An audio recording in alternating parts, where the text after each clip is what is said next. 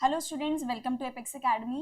आज की हमारी क्लास में हम मॉक टेस्ट नंबर 6 के सॉल्यूशंस देखेंगे और होप सो आप अपने घर पे बैठ के सारे जो मॉक टेस्ट हैं वो अटेम्प्ट कर रहे होंगे और आपके वो बहुत ही इजीली सिंप्लीफाई हो रहे होंगे। बट फिर भी अगर आपको किसी क्वेश्चन में डाउट आता है तो सोल्यूशन वीडियो आप ही के लिए है। ओके, तो सबसे पहला क्वेश्चन है हमारा, इवैल्यूएशन इज डन बाय। जो इवैल्यूएशन किया जाता है वो किसके द्वारा किया जाता है?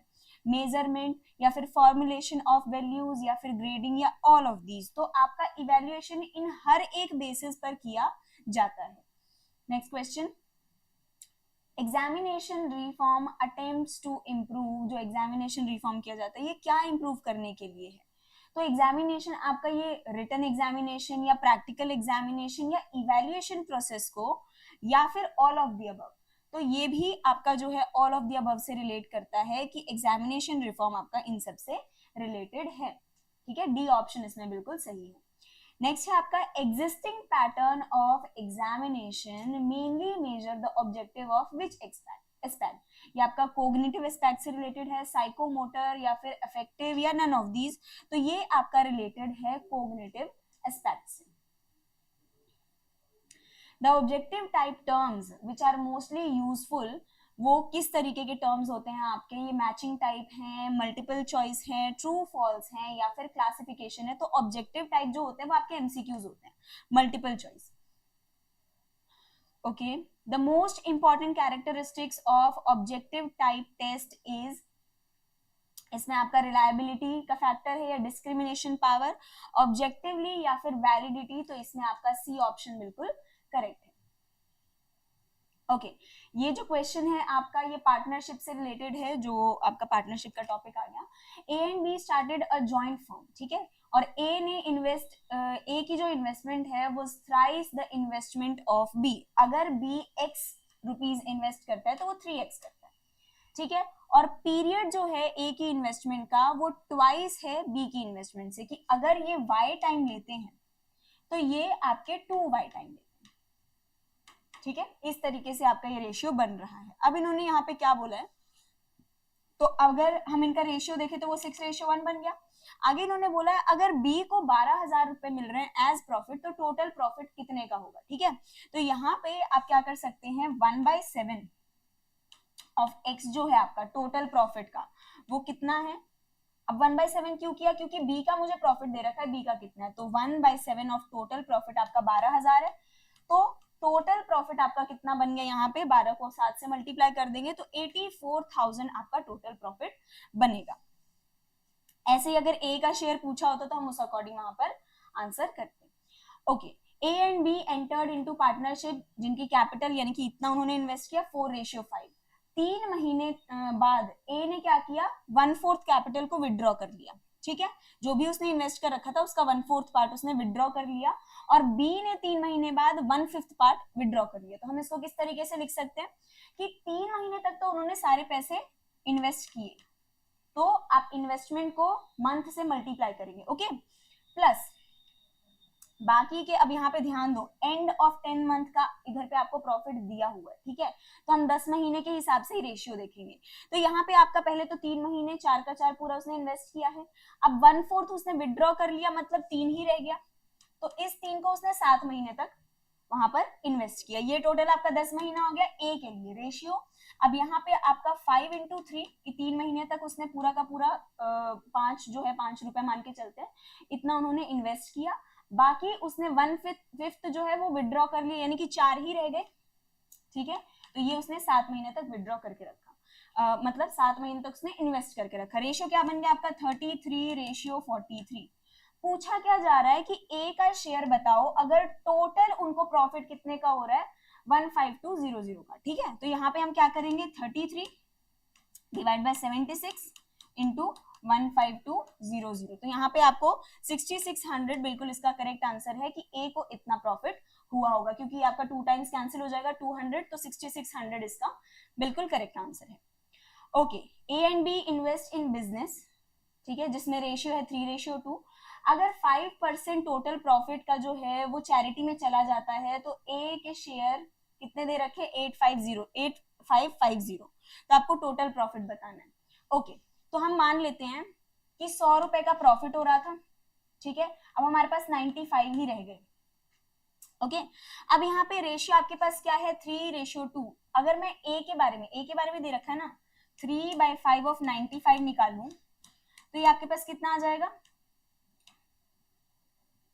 नहीं 19 3 57, कि अगर 100 रुपए प्रॉफिट हो रहा है तो उसको कितना मिल रहा है, 57 मिल रहा है, ठीक है। तो यहाँ पर आपका अगर मैं 8550 की बात करूं तो आप क्या करेंगे, सिंपल 100 डिवाइड बाय 57 इंटू 8550, कि टोटल प्रॉफिट जितना भी हुआ होगा उसमें से टोटल प्रॉफिट जो होगा उसको हम किस तरीके से निकाल सकते हैं कि 100 रुपए पे उसको कितने मिल रहे हैं, 57, तो टोटल प्रॉफिट पे उसको कितने मिल रहे हैं, 8550, तो टोटल प्रॉफिट कितना होगा इसके अकॉर्डिंग आप यहाँ पर सिंप्लीफाई कर सकते हैं, ठीक है। तो यहाँ पे आपका आंसर आ जाएगा 15,000। ओके, नेक्स्ट है आपका a man makes his upward journey 16 kilometre per our से और downward journey 28 kilometre per our से, एवरेज स्पीड निकालना है। इसमें स्टूडेंट क्या करते हैं, स्पीड को प्लस करके डिवाइड बाय 2, बट आपको ऐसा नहीं करना। एवरेज आपका जब भी आपको स्पीड निकालनी है तो फॉर्मूला है total distance over total time, ठीक है, डिस्टेंस ओवर टोटल टाइम। अब यहाँ पे ध्यान दो, टोटल डिस्टेंस वो सेम ही डिस्टेंस कवर कर रहा है, एक बार गया एक बार आया, तो यहाँ पर आपका 2 टाइम्स x हो गया या फिर 2 टाइम्स d लिख दो। ओके, टाइम क्या होगा आपका, टाइम होगा आपका डिस्टेंस अपॉन स्पीड। तो डिस्टेंस क्या है आपका x, जाते वक्त क्या स्पीड है 16 और आते वक्त क्या स्पीड है उसकी 28। तो इसको सिंप्लीफाई करके आपके पास x से x तो कैंसिल हो जाएगा एंड में, तो इसको सिंप्लीफाई करके आपके पास जो वैल्यू आएगी एवरेज स्पीड की वो आएगी 20.36 kilometre per our. Okay, a salesman travels a distance of 50 kilometre in 2 hours and 30 minutes, ठीक है। तो यहाँ पे आप उसकी स्पीड निकाल लेंगे, स्पीड कितनी आ जाएगी आपकी 50 और 2 hours 30 minutes को मैं क्या लिख सकती हूँ 5/2। ओके, तो यहाँ पे आपका 5/2 यानी कि ये टोटल आपका 20 किलोमीटर पर आवर की स्पीड से ट्रेवल कर रहे हैं। मिनट्स को भी आप आर में कन्वर्ट कर लेंगे। उन्होंने बोला है how much faster in kilometer per hours on an average must he travel to make such a trip in 5/6 hour less time. तो अब यहाँ पे टाइम आपको कितना चाहिए, 5/6 hour लेस। पहले कितना लग रहा था 5/2, लेस चाहिए 5/6 कम चाहिए। इसको आप सिंप्लीफाई करेंगे तो आपके पास कितना आ जाएगा 6, 15 में से 5 माइनस किया आपने, ओके 10, यानी कि इसको मैं 5/3 लिख सकती हूँ। क्लियर। अब यहाँ पे डिस्टेंस तो उतना ही है, कितना है 50 किलोमीटर का, आपने 5/3 से इसको डिवाइड कर दिया, तो यहाँ पे सिंप्लीफाई करके आपके पास 30 किलोमीटर पर आवर आ गया। ये उसकी स्पीड तब की है जब टाइम कम लग रहा है। अब उन्होंने बोला कितना उसको इंक्रीज करना पड़ेगा, तो पहले 20 किलोमीटर पर आवर था, बाद में कितना 30 किलोमीटर पर आवर, तो उसको कितना इंक्रीज करना पड़ेगा यहाँ पे 10 किलोमीटर पर आवर, ठीक है। तो यहाँ पे आंसर क्या हो जाएगा, हमें डिफरेंस ही पूछा गया था, तो 10 किलोमीटर पर आवर बिल्कुल करेक्ट आंसर है। Okay, if a man travels at 30 kilometre per our he reaches his destination late by 10 minutes, ठीक है। 30 किलोमीटर पर आवर की स्पीड से चल रहे हैं, ठीक है, और इनको टाइम कितना लग रहा है 10 मिनट्स लेट, ये स्पीड है। Okay, but if he travels at 42 kilometer per hour then he, तो यहाँ पे आपको डिस्टेंस ट्रेवल बताना है। Okay okay okay okay, speed into time करेंगे, क्योंकि आपको स्पीड दे रखे है ना, स्पीड इंटू टाइम, टाइम कितना आपका 10 मिनट्स लेट है।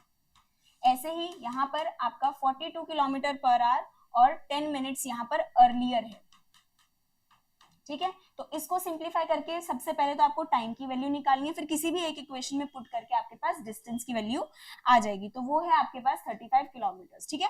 तो वही इक्वेशन अगर आपको पता लगे कि किस तरीके से उसको देखना है, सिंप्लीफाई करना है, तो बहुत इजीली आप उसको सिंप्लीफाई कर सकते हैं। ओके, यहाँ पर HCF आप सेपरेटली उसका फैक्टराइज करके निकाल सकते हैं, तो इसका HCF आएगा आपका 79। ओके, दो नंबर्स का प्रोडक्ट जो होता है वो उनके LCM और HCF के प्रोडक्ट के इक्वल होता है। इससे आपके काफी सारे क्वेश्चन सिंप्लीफाई हो जाएंगे। कभी कभी क्या होता है, LCM दिया होता है और प्रोडक्ट दिया होता है, आपसे HCF पूछा जाता है, तो सिंपल आप क्या करोगे, प्रोडक्ट को आप किससे डिवाइड कर देंगे, LCM से डिवाइड कर देंगे। तो यहाँ पर आपका LCM और GCD इसके प्रोडक्ट के इक्वल होता है, प्रोडक्ट ऑफ टू नंबर्स, ठीक है। GCD मतलब HCF ही है, ग्रेटेस्ट कॉमन डिवाइजर और हाईएस्ट कॉमन फैक्टर सेम बात है। ओके 14 और 5 का एलसीएम क्या है? 14 और 5 का एलसीएम आपका 70 है। नेक्स्ट ओके आपको ना डीआई के बहुत क्वेश्चन देखने को मिलेंगे, डीआई के बहुत इन अ सेंस कि कम से कम 10 क्वेश्चन, अगर दो आपके पास डीआई के क्वेश्चन आए हैं कि आपको ग्राफ दे रखा है या फिर उन्होंने आपको कुछ भी इमेज दे रखी है उससे रिलेटेड 5 क्वेश्चन पूछे जाते हैं, ठीक है। A sale of electric bulbs on different days of a week आपको शो किए गए हैं कि एक बल्ब जो है, यहाँ पर थोड़ा सा छोटा लिखा हुआ है, एक बल्ब जो है वो आपका 4, एक बल्ब यहाँ पे एक जो इमेज दिख रही है वो 4 बल्ब्स के बराबर है, ठीक है। तो यहाँ पे बोला गया है कि आप बताइए how many bulbs were sold on Tuesday. Tuesday को देखो 5 टोटल किए गए हैं, तो 5 into 4 आपके कितने हो गए? 20 बल्ब्स आपके ट्यूसडे को सोल्ड किए गए हैं। तो यहाँ पे आपका डी ऑप्शन बिल्कुल करेक्ट हो जाएगा।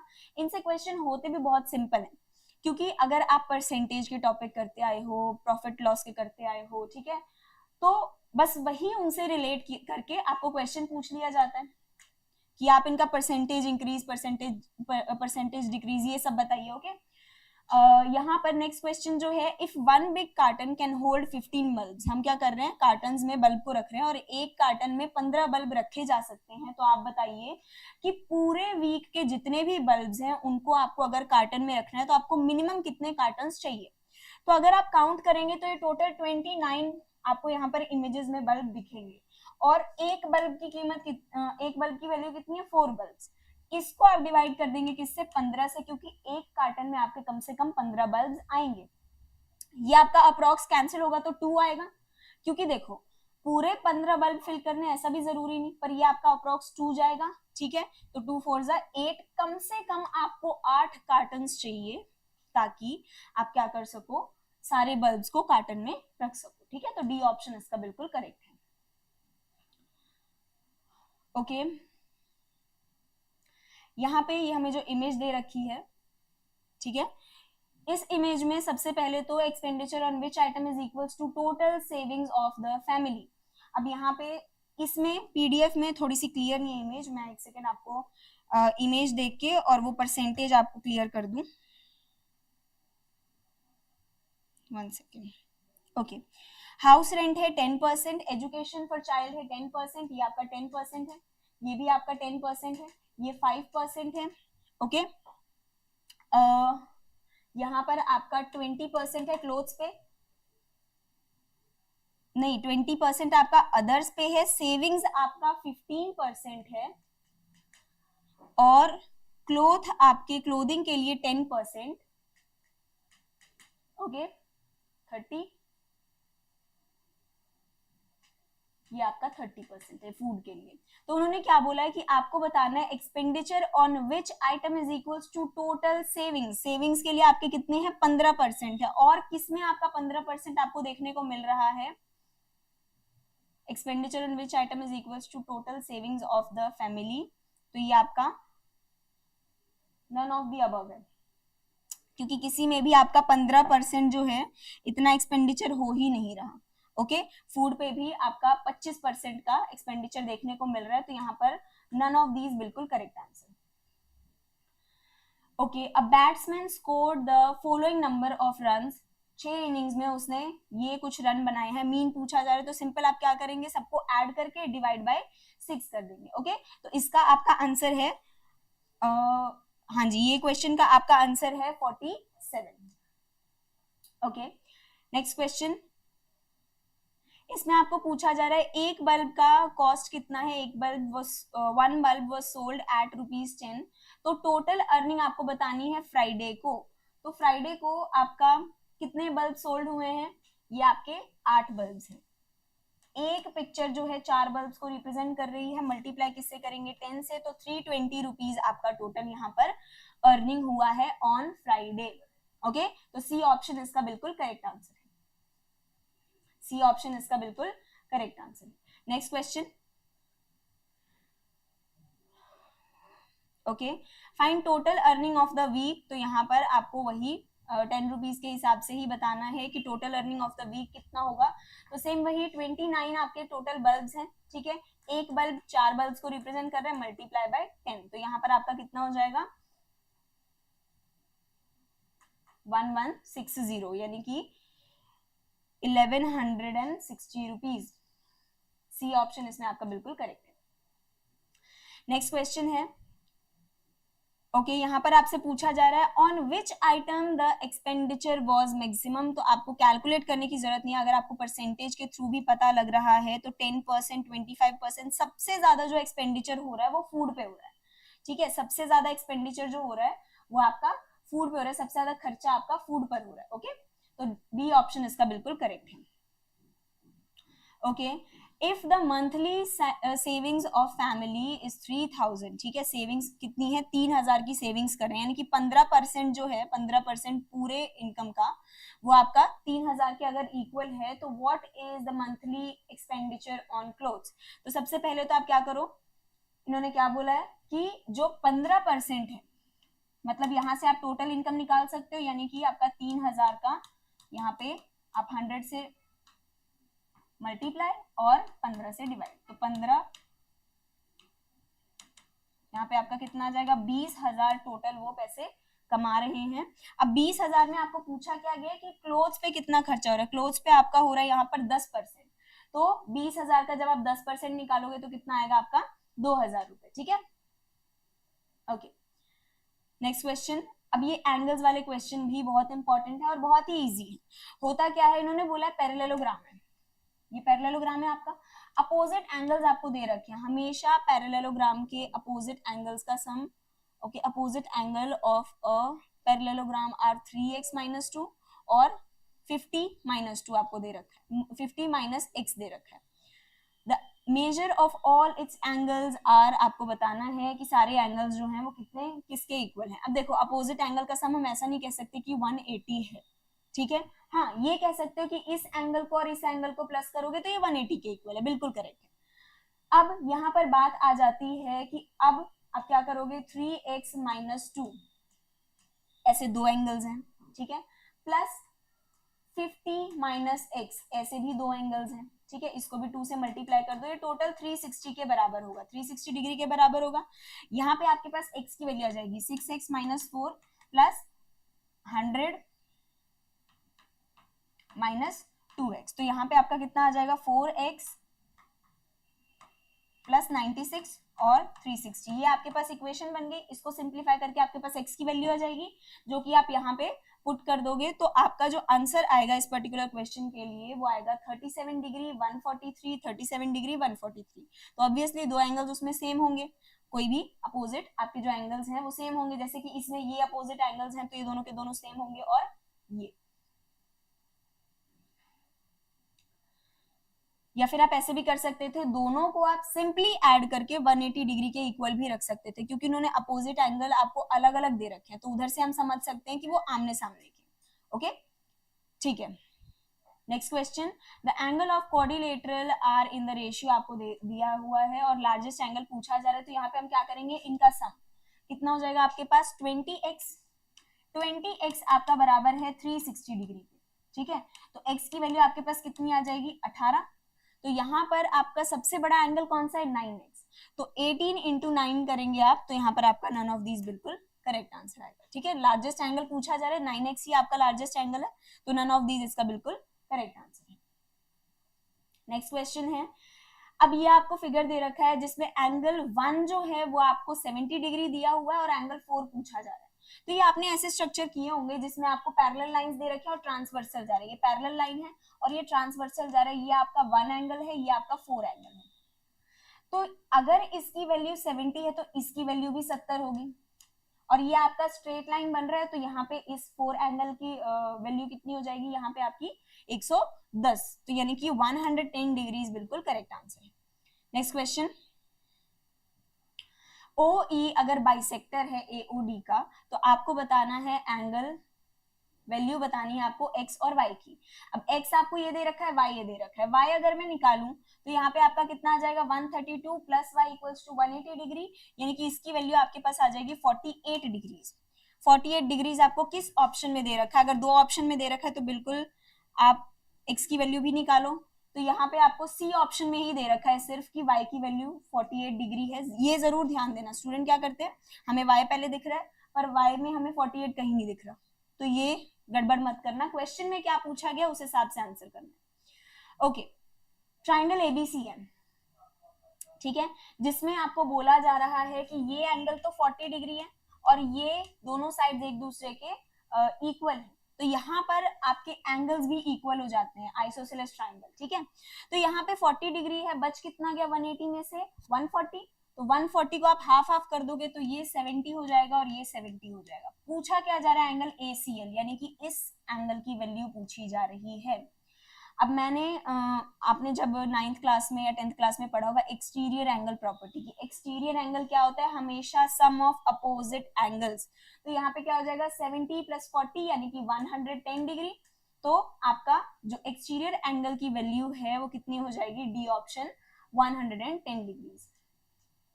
Okay, next question, age of father is 3 times the age of son, ठीक है, कि फादर की एज कितनी है 3x और सन की एज कितनी है x।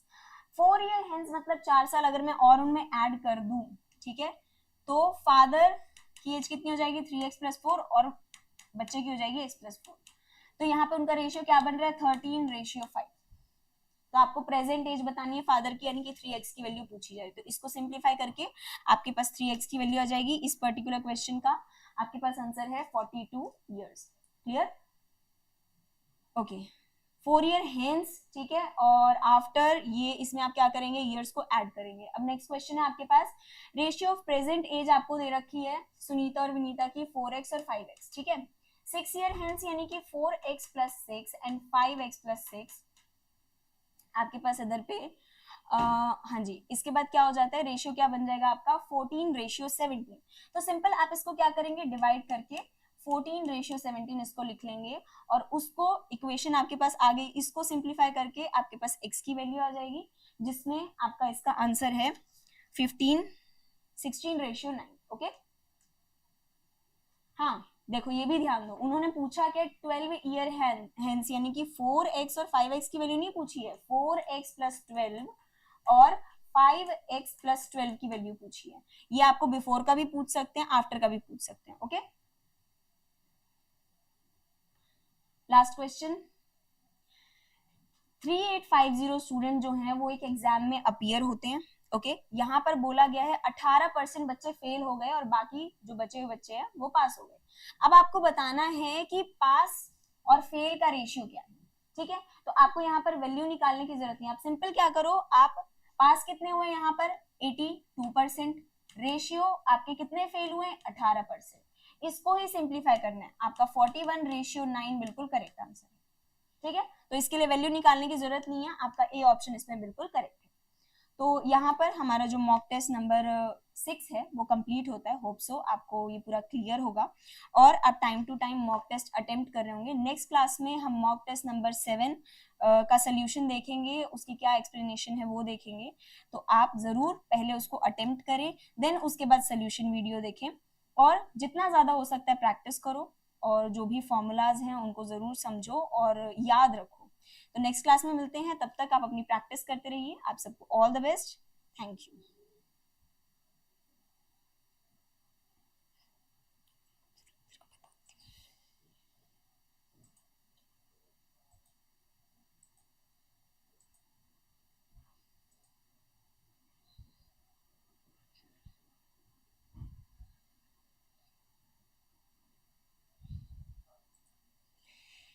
तुझे समझ नहीं आता कि तू मेरी बीच क्लास में वीडियो बना रहा है, मैं नहीं पढ़ा पाऊंगी, दिक्कत होती है फिर।